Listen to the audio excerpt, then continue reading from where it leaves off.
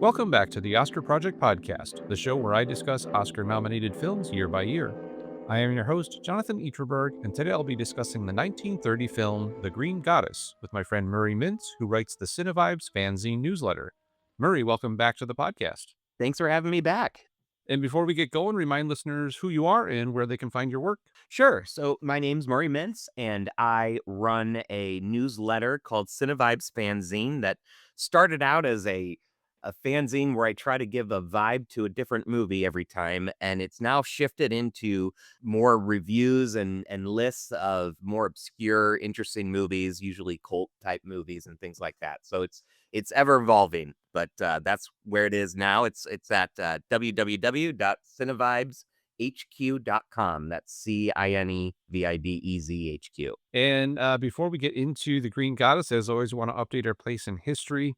It's just been a few days since our last nominated film was released back on February 8th of 1930, this one coming out on the 13th of February. The only notable birth that I found in this period was February 10th, Robert Wagner was born. If people know that name, they might know it from The Pink Panther or The Towering Sure. Inferno, but probably modern audiences best know him as number two, Dr. Evil's lieutenant in the Austin Powers film. So, and he's still alive. He's 95 years old and, Oh, and wow. still kicking. I think I saw his last film credit was in the Space Jam remake from a couple years ago with LeBron James. The new one. So he's Wow. still acting in his 90s. That's something else. I saw a few interesting things that happened in this time period as well. One is Pluto was discovered on the February 18th, it looks like. So that's Really? exciting. Yeah, Oh my apparently gosh. some guy named Clyde Tombaugh using the Lowell Observatory in Arizona. How about that? That's actually not, now that I think about that. Yeah, I do remember knowing at some point in my life when I was a kid, then I was obsessed with planets that it was discovered in 1930. That's crazy. I completely Yeah, forgotten about that. that's awesome. Is it still a planet or have we taken I that I away? don't know. It's gone back and I forth a don't couple either. times, I think. And then another fun one in my hometown, St. Louis, Missouri, the first cow to ever fly in a fixed wing aircraft, flew in a fixed wing aircraft in St. Louis on February 18th, the same day, apparently trying to get to Interesting. Pluto. So those are my facts. That's cool. Yeah, the only ones I had, February 11th, there was a London naval conference, and the US and Britain proposed the abolition of submarines, Oh, but were resisted at the conference by France and Japan. And obviously, we know how that turned out another 10 or so years down the road. right. They didn't say anything about what Germany said. I don't know if they were invited since they're still kind of not the favoritist people in the world at that point. Understandable. And then the other thing, February 13th, Charles Evans Hughes confirmed as the Chief Justice of the Supreme Court by the Senate in a 52-26 vote. And I was looking, I kind of just dug a little bit into him. So he was the 11th Chief Justice of the Supreme Court. He had also served as Governor of New York and Secretary of State of the United States. There was, yeah, he was back and forth between politics and private practice as a lawyer. He's a guy that I had never even heard of, but I kind of want to learn a little bit more about him because he's touching a lot of things politically at that time, which was kind of interesting. Yeah, it sounds like it. I have no idea who he is either. I'm actually a lawyer too on my side gig and no idea. So not a good one.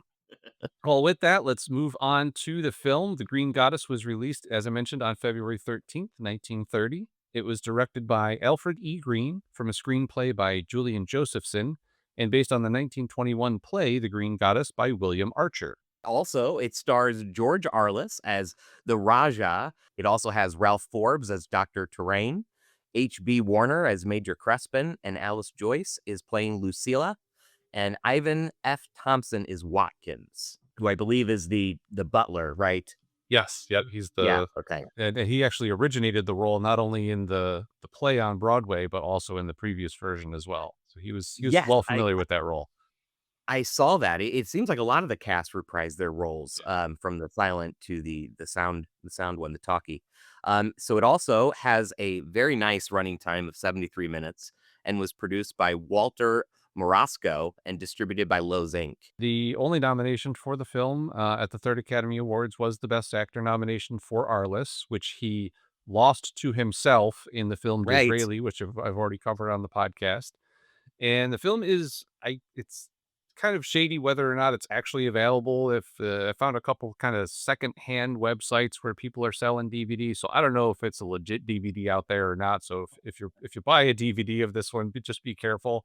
There's a couple of versions that I was able to find online. It's technically not in public domain yet until the first of the year of 2026 as we record this in late 2025. So officially it's not in public domain, but there are a couple different versions you can find on YouTube and other sites.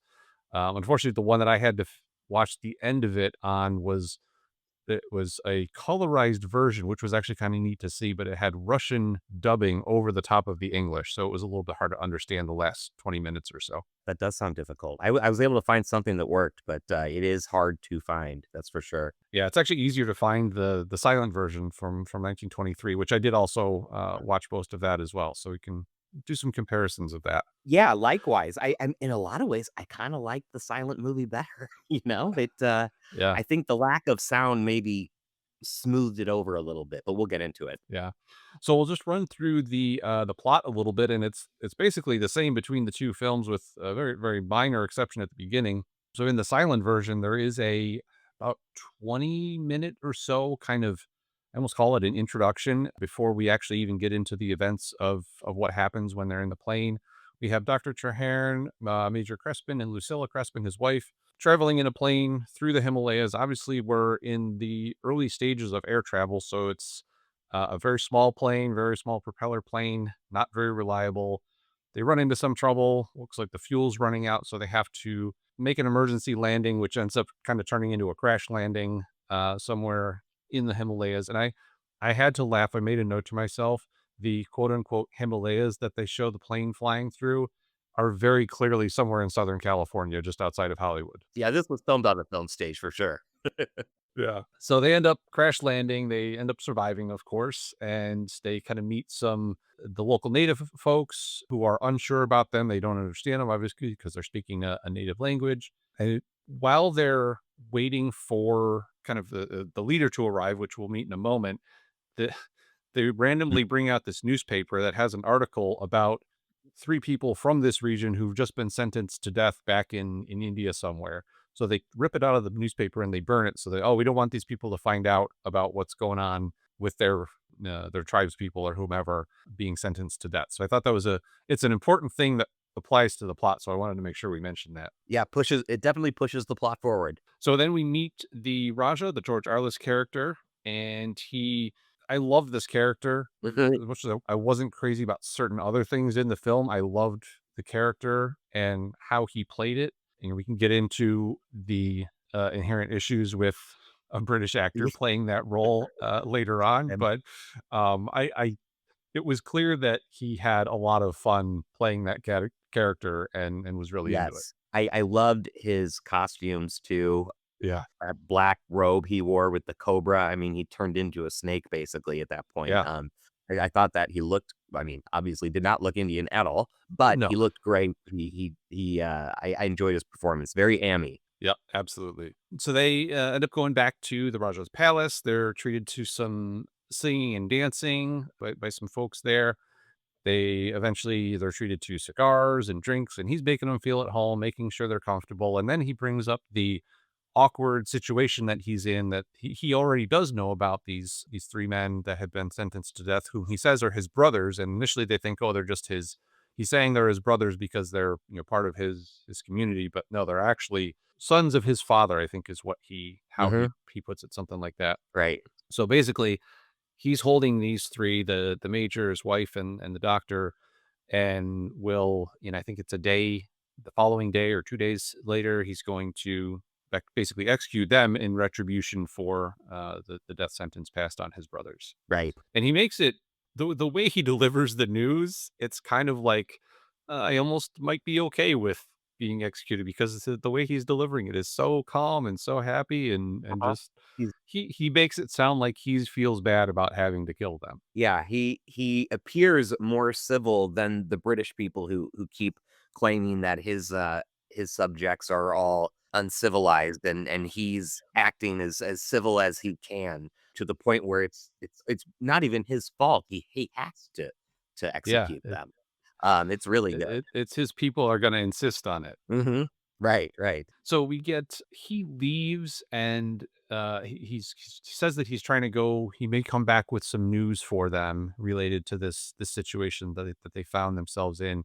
And this is where you get a little bit of stuff that really only applies to that period in time. They're in this room and they're trying to make some plans for how they can escape, how they can get away, and the lights start to dim, and we come to find out that it's because of power being redirected to the wireless messaging system that the Raja and Watkins, the valet, use to send messages in and out of the compound that they're in.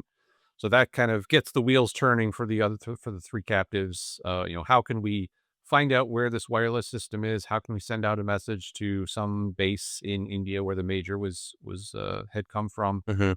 and get the cavalry to come in essentially and save the day. That's really kind of where the plot starts to get interesting, and you see, the Raja start to reveal his plans as he's talking to his butler, whose name I've already forgotten. Yeah, Watkins. Watkins, that's right. That's where the plot really starts to get interesting, I think. Yeah, and the other part, right before he's talking to Watkins, he pulls Lucilla, the wife, aside into a separate area, and he kind of makes a an offering to her that, oh, he's going to bring her children, because that was the whole point. They were in the plane trying to get back home to see that the children.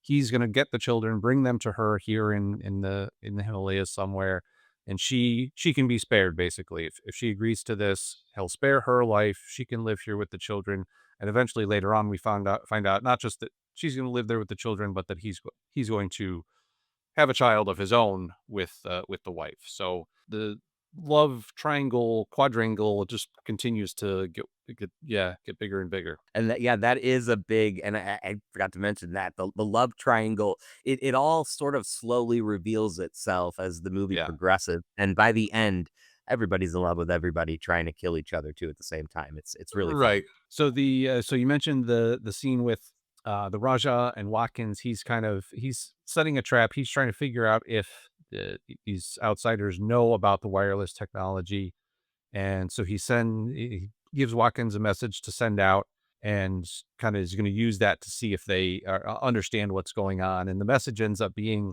something along the lines of that the lady has agreed to join the household. She's agreed to stay, and which isn't the truth. She hasn't agreed to that, but he's using that as a red herring, I suppose. Right. And the men, to their credit, they don't show that they understand what's going on. They're doing a pretty good job of pretending like they're ignorant to the technology. So the Raja kind of initially believes them, but then as soon as the Raja leaves, they end up trying to double cross him and bribe Watkins to send out a message of their own. And Watkins, he'd already expected that, of course, and Right. had kind of asked the Raja, "What do I do if they try and corrupt me?" And the Raja basically says, "I trust you. You do whatever you want. I trust you implicitly." And he trusts him implicitly because he knows that, if there were a bribe, he'd have to go to either India or England to cash his check, and if he does that, he will immediately be arrested for some unknown reason. So that's, it's not that he trusts him in any kind of loving way, but Right. no, he just knows that he doesn't wanna go to jail, which I thought was fun. The Raja's way of thinking was very interesting and clever. I enjoyed watching that. Yeah, he's very devious, and I like you mentioned the cobra robe at the end. He is very snake-like. I mean, in a way, he kind of reminds me a little bit of Jafar from Aladdin. That's what I thought. Totally. Yeah. Especially with the snake connection. Obviously, that comes up at the end of Aladdin as well. But Oh, that's right. Yeah. he's got plans on plans. Yeah, no, I even looked up on Google to see if there was any kind of articles that made connections. I didn't see anything, but it's there for sure. Oh, yeah, yeah. So we see so they Watkins does initially agree to their terms to send out a message for them, but then as he starts to send the message, they realize pretty quickly that he's double crossing them in turn. So they end up kind of tackling him, binding him up, and basically throwing him off the balcony onto the rocks below and leaving him for dead. So then, conveniently, just at that moment, Major Crespin remembers the frequency that he needs to use to send a message to his base back in India, wherever that is. So he ends up going to send the message instead. And while they're trying to block the door, the Raja and his guards come in, and the Raja ends up shooting Crespin, who dies in Treherne's and Lucilla's arms. And of course, now the husband's out of the way, it leaves some room for another man to step in with Lucilla. You'd think. Right, right. So they are the two of them, the doctor and Lucilla, are brought to basically to their execution. They've kind of, because of the double cross, the Raja, I guess, bumps up the execution. He's going to do it immediately, but first he's got to leave and change his clothes into those cobra robes that we mentioned. So this is the scene where we finally are fully revealed what's going on between Traherne and Lucilla. He's been in love with her for a long time. It turns out she does have some feelings for him too. And she basically, when the Raja comes back, she basically begs him to let the doctor go and says that she'll stay. She'll give him the child that he wants. But the Raja, doesn't quite believe that she's going to go through with it. Right. And just at that moment, conveniently, coincidentally, they hear planes overhead. So the message somehow made it through, and we get one of the planes ends up landing. There's an officer who comes asking about the trio that had been stuck there. Obviously, they let him know that Major Crespin has been killed, but that Traherne and Lucy or Lucilla are still there, and the Raja basically agrees to let them go to prevent bombing that is going to Mhm. continue if they aren't released. And and then at the very end, and I'm not sure. Again, this was a part where I had the Russian dub over the top of it, so I can't be entirely sure about the last line, but it was something along the lines: the Raja lights a cigarette and looks pretty much directly at the camera and says, "No, she probably would have been a terrible bore anyway." So Uh-huh. That's it, yeah. almost good riddance. And then it just cuts to black. It was great.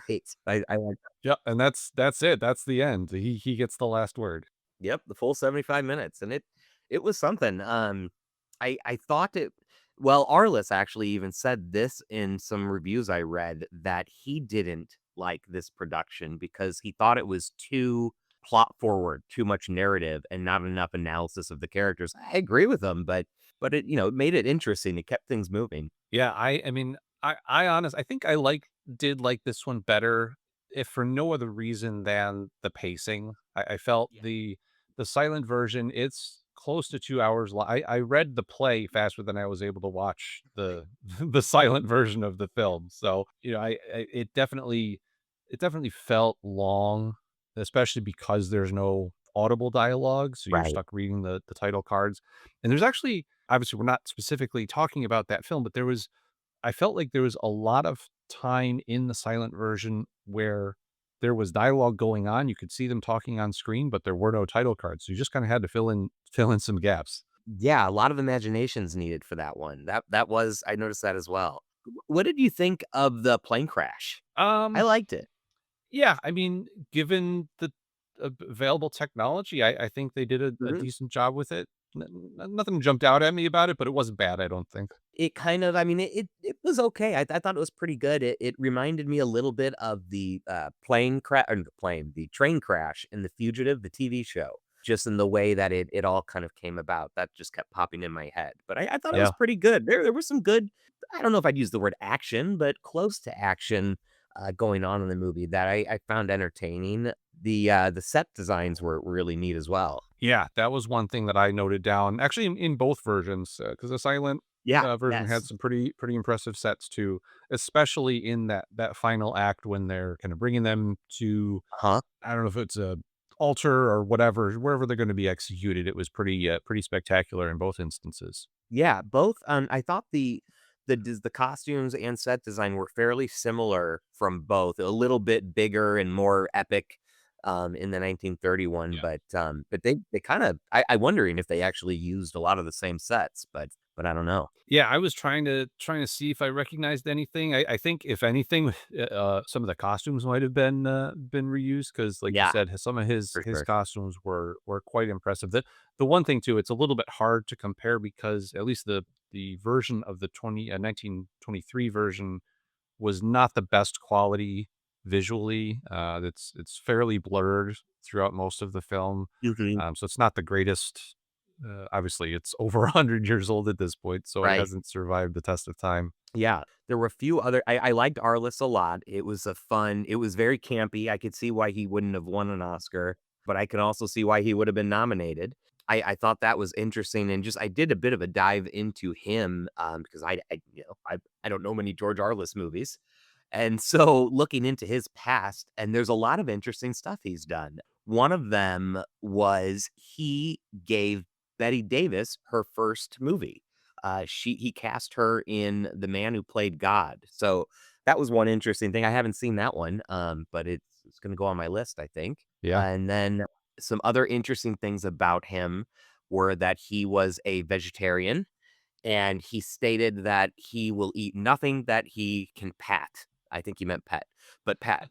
And I found that really nice too. It made me like him a little bit more. Yeah. I'm not a vegetarian by any means, but I appreciate it. And then there was one other thing about him that I found interesting. There's a website called Arliss Archive. Did you see this at all? No, I hadn't seen that one. So I don't know if it's put on by his estate or who, but it has some of the most ghoulish AI videos of him reprising some of his roles. It's kind of gross to Oh, look at, no.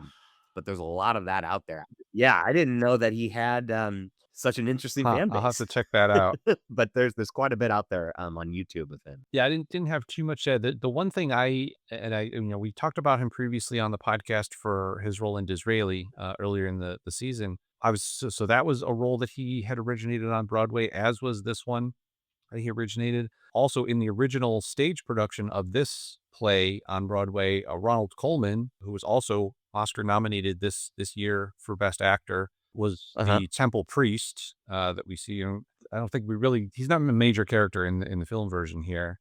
But then, as I mentioned earlier, Ivan F. Simpson was also played the Watkins character on stage, as well as the previous film version. So, Oh wow. like you said, a bunch of people reprising their roles from the previous version. Yeah. I saw somewhere that there was a 1942 version as well Yes. with a different cast. I didn't see anything in detail about it, but I just thought that was interesting. This got made so many times. Yeah, I think it was so the thing I saw said that it was, so there was I couldn't tell if it was a stage or if it was a radio thing that Orson Welles did in the late '30s, and then Oh, interesting. the film version, they actually when they remade it in the '40s, they called it Adventure in Iraq, which is interesting that they would relocate the setting to a different, out of the Himalayas into a different Yeah. part of the world. Yeah, the Himalayas is kind of what made it a little interesting. And obviously, and I did see somewhere, in a couple of places that it kind of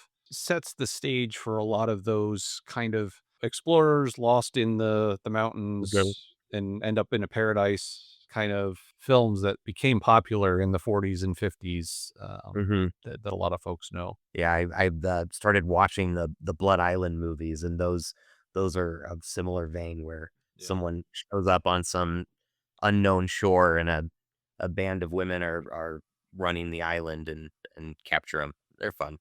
Yeah, yeah. They're all the same movie basically, but they're fun.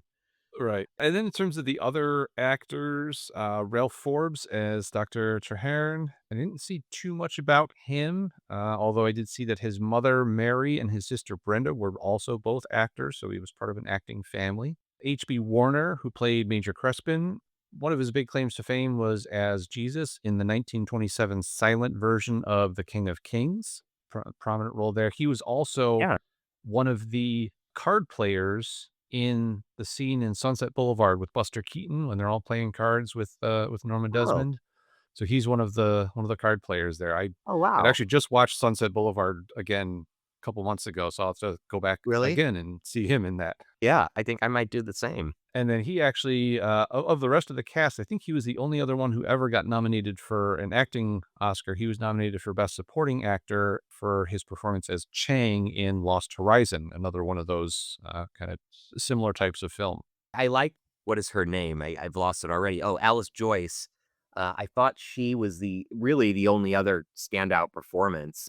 I hadn't seen anything else she had done, but I think her facial expressions are really good. She's got a good face for these movies, especially probably the silent version.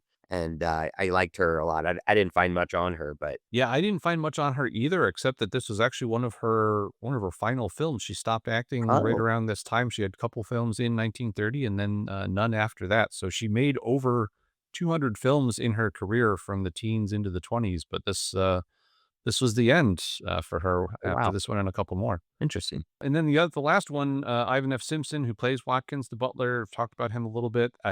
I was scanning through his filmography on Wikipedia, and the number of time I saw his roles listed as butlers, doctors, and lawyers just kind of blew me away. Obviously, he's kind of typecast, but I think Not the look. he plays that very well. Uh-huh, yeah, a good character actor. Yeah, and I guess he was also really good friends with Arliss, so they appeared in several films together. This one, obviously, the other version of this, and as well as in Disraeli that we've talked about previously. So he was obviously, I don't know if he was writing Arliss's coattails or just kind of calling in a friend for a favor on these films, but he was working with him a lot. Interesting. Did you like, Disraeli? I did. I think I forget what I rated it. This was a couple months ago, but I enjoyed it. I think I liked Arliss's performance in that a little bit better. Mhm. He's it's funny because it's a similar type of character in that he's got plans. He's always 10 steps ahead of everybody else, including the audience, in Mhm. both characters. But it's Oh, interesting, yeah. yeah, so in Disraeli, he's playing Prime Minister Disraeli of Britain, who is an actual person, And as he's trying to purchase the rights to the Suez Canal in the 1800s. So he's fighting,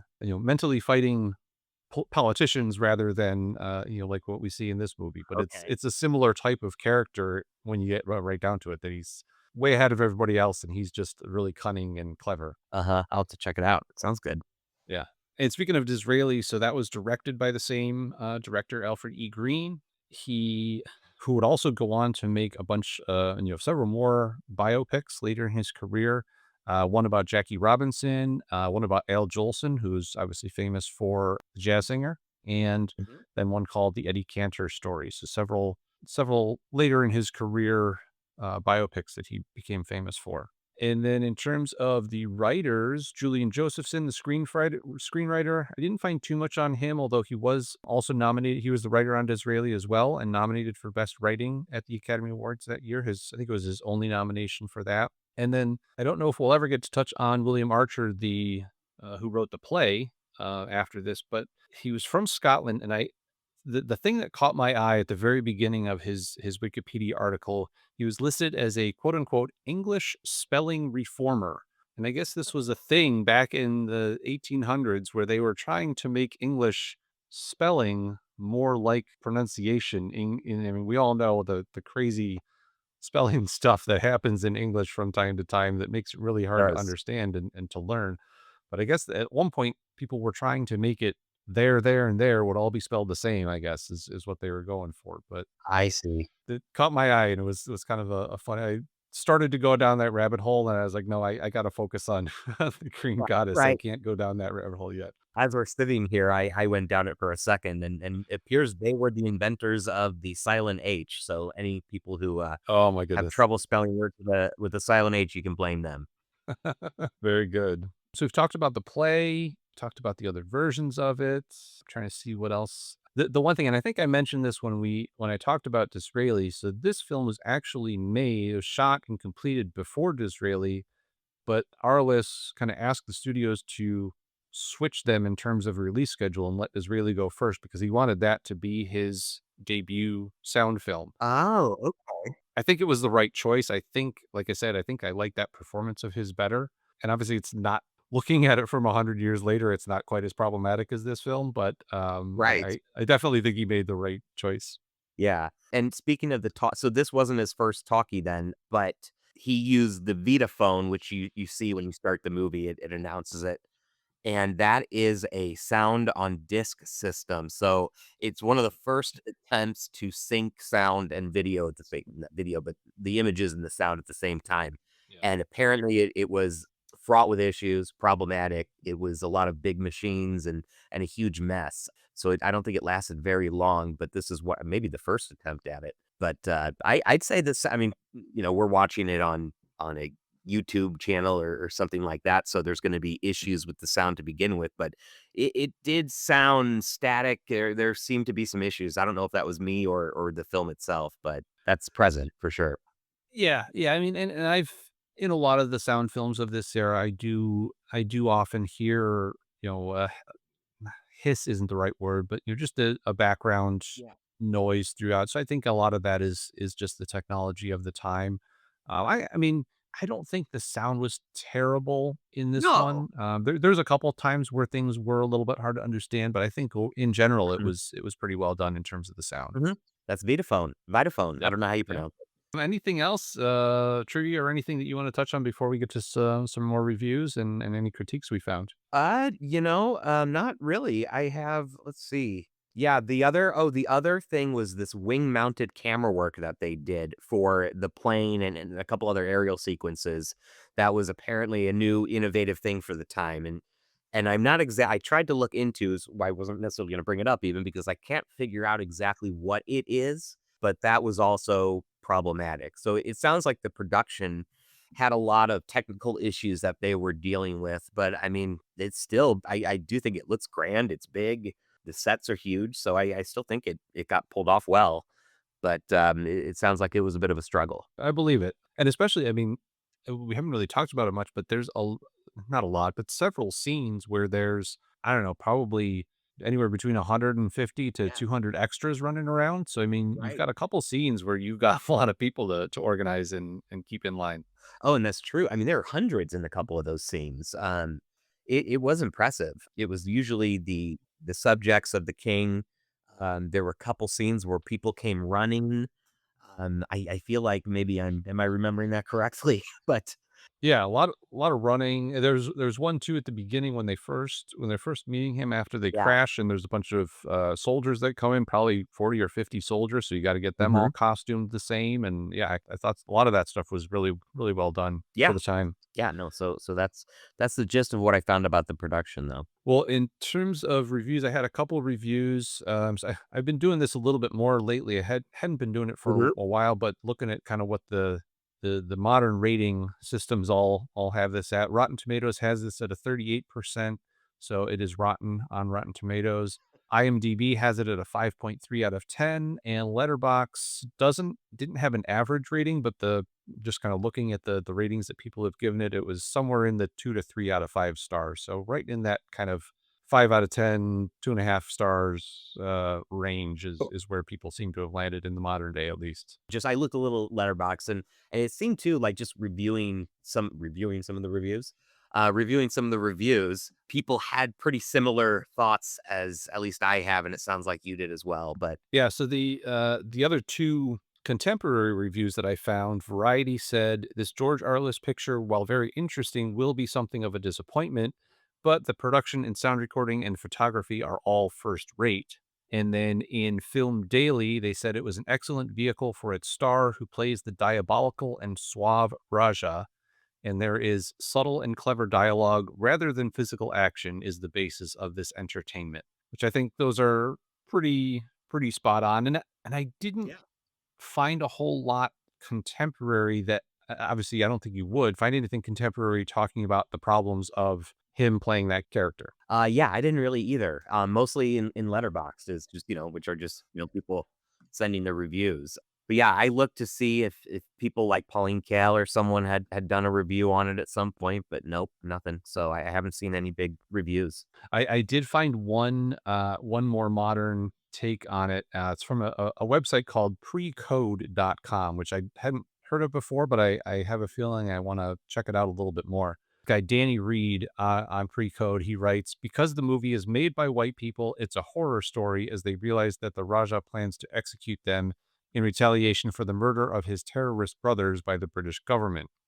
And then later on, he says, Arliss minces about in a turban, looking quite a bit like Johnny Carson when he pulled out the old Karnak the Magnificent routine, which I thought was a really funny comparison. That is a really good comparison. And It as works. soon as I read that, I was like, I can't rewatch it and not think of Yeah. Johnny Carson flouncing around. Yeah. He even kind of looks like Johnny Carson a little bit. Yeah, and it was funny. My when I was watching it the other night, my son happened to.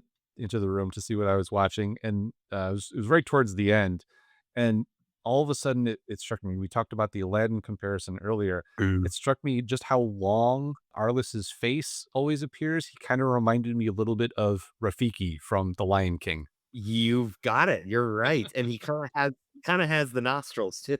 Yeah, They really yeah. open up. The nostrils and kind of that really long all around his mouth is just long is the best way I can describe it. Mhm. Yeah, I love an interesting point. And I don't know, I don't remember feeling quite that way watching him in Disraeli. I wonder if he Mhm. was able to adapt depending on the role for things like that, or if that was his idea of what a Raja from India would look like. I don't know.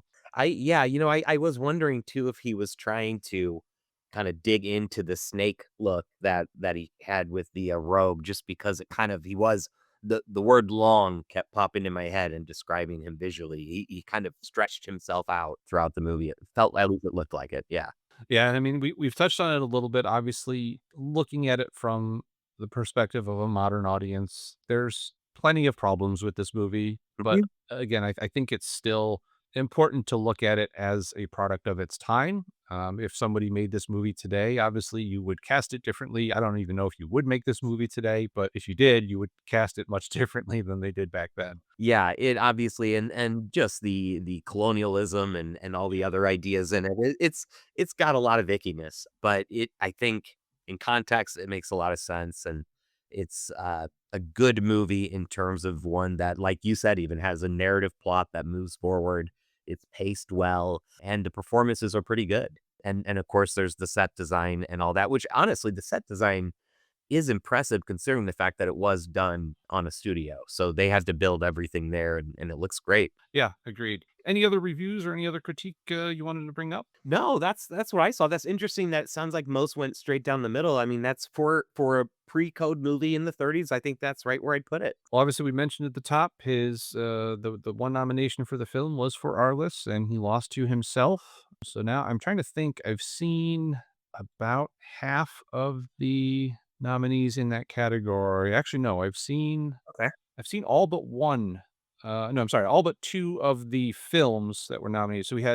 So there's three people nominated twice in that category: George Arliss, Ronald Colman, who I mentioned earlier, and Maurice Chevalier. So I've seen both Arliss pictures, both Coleman pictures, Lawrence Tibbett in The Rogue Song, and Maurice Chevalier in The Love Parade. So I've got The Big Pond and The Big House left. And I think out of the ones that I've seen, this one would probably come in, I think maybe third behind Arliss, the other Arliss performance, and Chevalier in The Love Parade. I really enjoyed his performance in that. So thinking probably third in terms of the performances in that category so far. Okay. Nice. I've gotta see more movies from the 30s. So if you look at my letterbox stats, it's pathetic. The further Tails off, yeah, that earlier further you go time. down. Yeah. Uh-huh.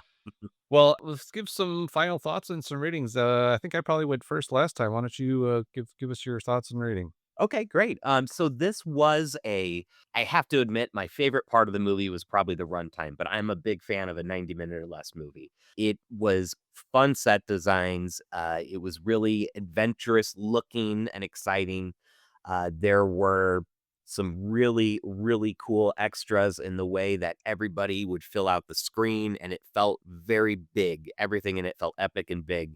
And then on top of that, you then had a smaller kind of more zoned in story with the Raja talking to the British people who had crashed. And did we? I don't feel like we haven't even really talked about the whole point of the title is that the subjects of the Raja believed that this was these British people falling from the sky was a gift from the green goddess who they worship, and that this was an eye for an eye because the kings or the Raja's three siblings were about to be executed in England.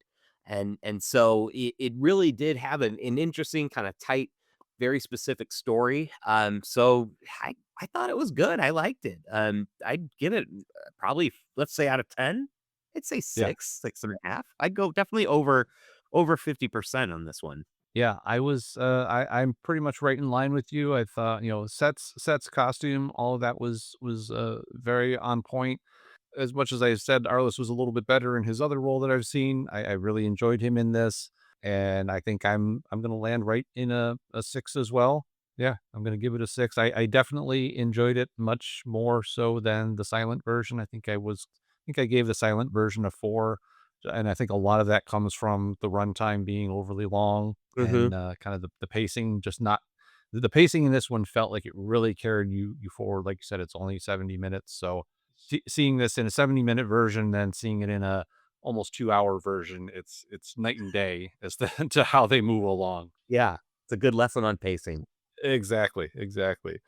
So yeah, so I think I'm gonna land on a 6 out of 10 as well. Awesome. Well, as always, I will include a list of resources, links to any of the articles and reviews that we mentioned in the episode, as well as where you can watch the Green Goddess for yourself and some of the piecemeal bits that we were we were able to find on the internet. And Murray, thank you once again for coming on the show to talk about the Green Goddess. Remind people where they can find your work one more time. It's CineVibeZ Fanzine at www.cinevibeshq.com. And don't forget to follow the Oscar Project at theoscarproject.substack.com. And be sure to come back for next Friday's episode of the podcast where I will be discussing the film The Vagabond King. Thank you for listening, and I'll see you at the movies.